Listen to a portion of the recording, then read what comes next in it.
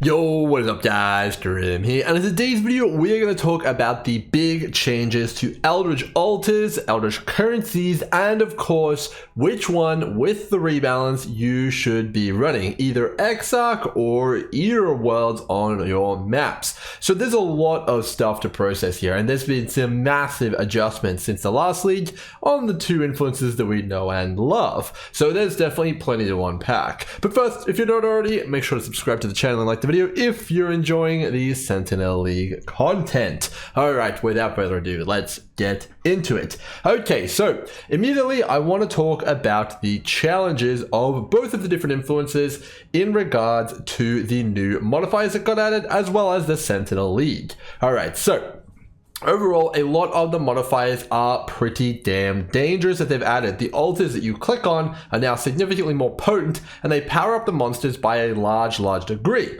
And overall, it's no secret the actual base monsters of Eater of Worlds are significantly more dangerous than the Exarch monsters. Exarch monsters are primarily melee, meaning you can kite them around infinitely, and the Eater of Worlds ones are primarily ranged and have some of the most bullshit attacks in the game.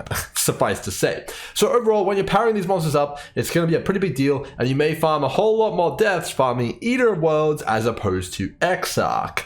And you know, overall, Exarch has a few nasty ones as well, but in terms of the minions, the main thing, that is the big deal. And also, when you're playing with Sentinel, which you definitely should be, overall, empowering the Eater of World monsters is just going to make it even worse. And if you're trying to, you know, shimmy your way into getting a pretty good Pandemonium Sentinel, it can be a complete nightmare to not get one tapped when you're playing Eater of Worlds, because some of the monsters will just off-screen you while you're trying to get into position to have a good Pandemonium Sentinel. So overall, in terms of ease of gameplay and, you know, making sure you don't die, as long as you're taking the Aberrath Burning Ground immunity, Pantheon, Exarch is by far the better pick. As long as you're not taking the Meteor altar, which kills you in one hit, you're pretty much well on your way to being as safe as you possibly can taking Exarch. So point number one, if you're dying and you're really hating it and you're frustrated, make sure you swap over to Exarch. And you know, obviously you will take a few economic hits here and there. We'll talk about that in a second here. But overall, Exarch is the safer pick when doing Sentinel and also when doing the altars.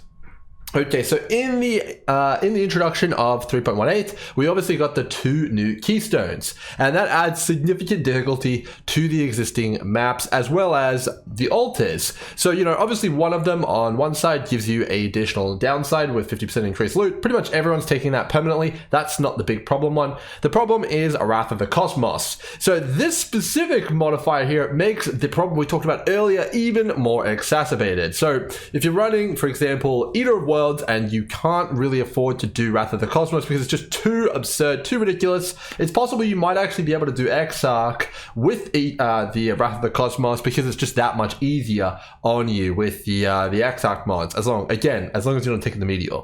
So overall, it is definitely quite an interesting scenario. So overall, I would say net you know, kind of results here just from our first level of analysis using the mods with the keystones. Obviously, the Exarch is just the superior choice here. Overall, he is far safer, he's far more efficient for Sentinel, you're going to be dying significantly less, and overall, he's a little bit more forgiving.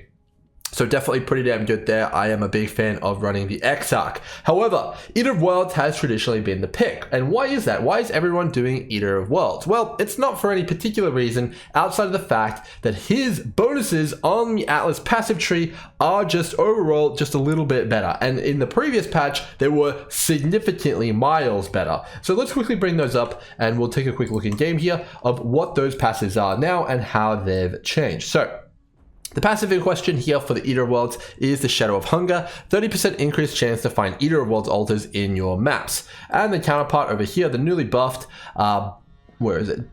Here we go, the Light of Dawn, 50% chance to spawn a Searing Exarch altar when the influence of Searing Exarch first appears in your map. Okay, so overall, these in theory should or could be fairly equivalent, you know, in theory. However, the only way to find this out would be to run a reasonable sample size of maps and count the altars that you get in each of them. Now, I haven't done a massive test here, but I have done exactly that. I have run 30 of each of the maps, 30 Exarch and 30 Eater of Worlds with their spec talent trees respectively, and the numbers I came up with were the following.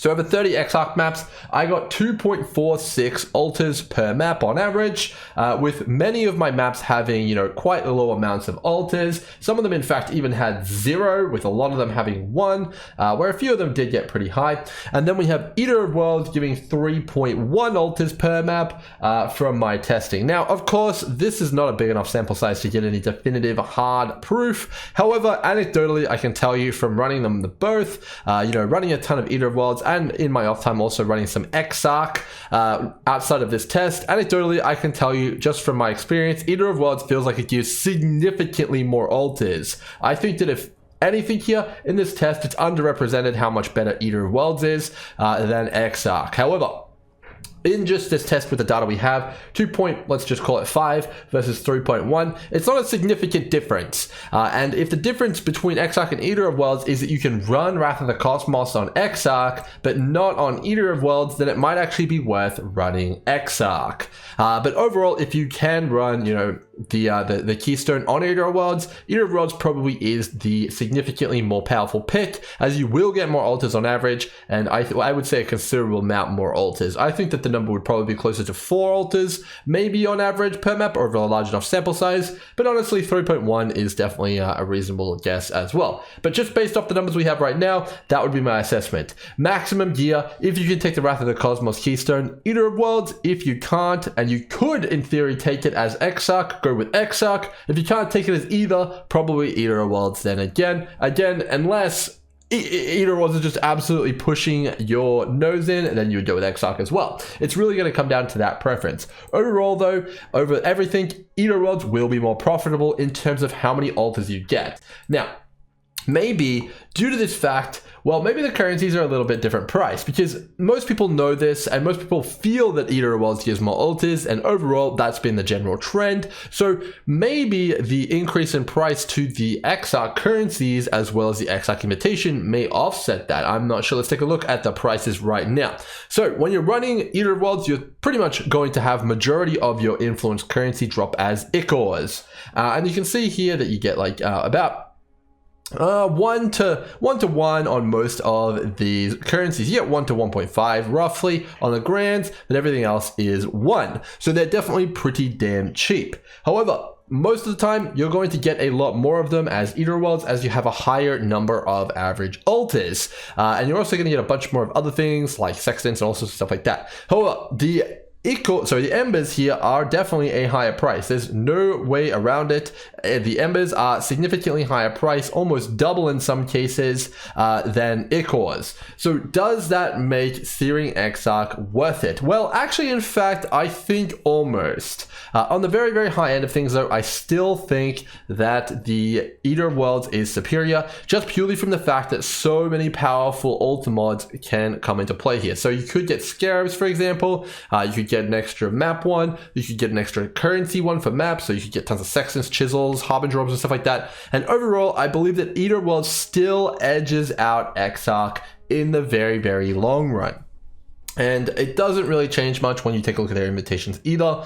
You can see the Screaming invitation is roughly 1.1x, and same with the Incandescent invitation here. The only thing that might be a little bit different is the Polaric invitation, which may be a significant amount of currency. So it's about 14C, and I believe the Writhing invitation is close to worthless. Let's take a quick look. And the Writhing invitation is about 4C. So you get like a little tiny smidgen more of value from the invitations on Exarch, but the main gain is going to be from the difficulty decrease doing Exarch, as well as the increase in price of the Embers overall. So that's going to be my assessment, guys. So if you can't hack it and you can't handle the Eater, go for the Exarch. I actually may swap over to Exarch a little bit later for a bit more chilled out leveling, getting to level 100. But if you can hack it and you're looking for maximum money per hour, Eater Worlds is the place still from my perspective. It's going to net you more in the long run, and that's going to be where it's at.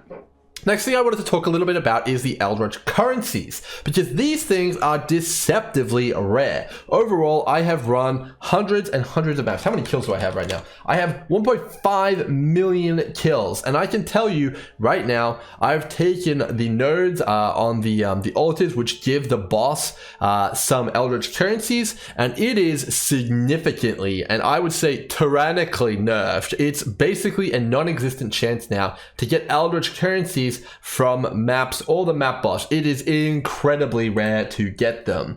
Overall, so far, I'd probably guesstimate that I've gotten around 8 to 10 Eldritch currencies total across my entire game playtime playing the Sentinel League. It is incredibly nerfed, and as a result, the majority of the Eldritch currencies are either going to be very, very rare, or they're going to have to come from bosses. Now, I haven't done any of the bosses yet, so I can't really comment on how common or rare they are off of the bosses. My only hope is that they're actually really common off them. Fingers crossed, because they certainly are not coming from maps, that is for sure. They are very, very rare, and it is definitely going to be difficult to do some of the high-end crafting projects if you are unable to get your hands on, for example, a ton of Eldritch Chaos.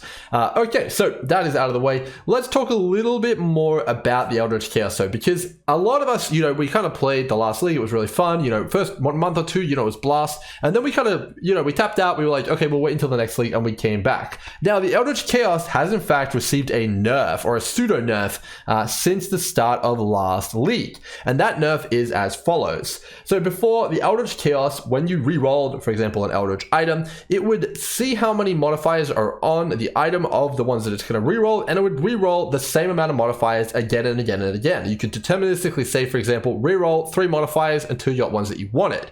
This was particularly useful when crafting, for example, stuff like helmets. Like you could just keep re-rolling the prefixes until you got tier 1 life, and you'd have a pretty damn good chance at getting it. Similarly, if you wanted to craft a mod on and you wanted to re-roll with Eldritch Chaos, you could just roll with 2 mods, and that would be certainly just as effective. Now, that is no longer the case. It now re-rolls randomly anywhere between 1 to 3 mods. And I can tell you, after plowing significant amounts of Eldritch Chaos in my gear this league, it is weighted very, very heavily to 1 mod. Meaning it is actually very, very difficult to get really, really good mods, multiple mods even, on your Eldritch items now. And that should definitely be factored into your crafting costs. And as a result, I'm going to be adjusting some of my own crafting in my guide to kind of compensate for this increase in rarity and decrease in power of the Eldritch currencies. It is definitely far, far more difficult to get exactly what you want on your Eldritch items, unfortunately. So that's where we're at. The last thing I want to talk about here is some people are asking if it's even worth it to farm the altars versus some white map or lower tier strategies, or maybe even farming the Maven splinters. Well, overall, here is what I have to say. So the altars, in most cases, have been reasonably buffed. If you're running on a map and you're killing the boss most of the time, fairly early on in the map, I would say that altars are stronger than they were last league for the most part. Yes, a few of the modifiers have received a few nerfs. For example, the Scarab one doesn't have as high a chance to give you Scarabs, and some of the others are also a little bit more tame, but there is definitely a ton more things that you can do with them now. You can get divination cards, you can get mapping currency, which is fantastic. Even the raw base chance to get currency is really, really good, but the sleeper one here, which most people don't notice stacking up a ton of value, is the divination card one. So the divination card one is actually deceptively powerful. I was kind of going into this thinking, okay, if they don't drop stack decks, they completely suck. However, I can tell you right now, I've gotten probably about 4 or 5 patient cards. I've gotten 2 nurses, I've gotten 2 samurai's eye, and I've also gotten a ton of others. I think I've got 2 whole sets of Zerfi's heart cards, and I've also gotten a ton of 6 links just from it, like 6 link astral plates, other 6 links, just a ton of stuff, multiple chaotic dispositions, just all of that stuff. It's basically like opening 10 or 20 stack decks a map. That is what you have to compare it to when you get that altar. It's actually kind of crazy. And as long as you have a good filter, which filters out a lot of the bad divination cards, it's actually definitely a very, very good reward. And I think on average, it's actually not too bad. Yes, it's not as good as Scarabs used to be. And yes, it's not as good as the new mapping currency one, but it's definitely not bad. And you shouldn't be too unhappy when you see it, and you certainly should take it. And in addition to that, there is multiple strategies regarding sentinels, specifically the apex sentinels, which make use of Eldritch altars as well, specifically the increased item quantity ones. So overall, are altars still worth it? Yes, absolutely. Eater Worlds is marginally, tiny, still a little bit better than Exarch, but Exarch is significantly more comfortable and easy to run. That's going to be the breakdown, guys. Hope you guys enjoyed this video and it gave you a little bit of inside info on which one's better and a little bit of a hard facts on which one you actually want to run, Exarch or Eater Worlds. I'd say probably Eater Worlds. But overall, that's going to be the video, guys. Stay tuned for more. I'm going to try and post 2 videos a day now. Until next time, cheers.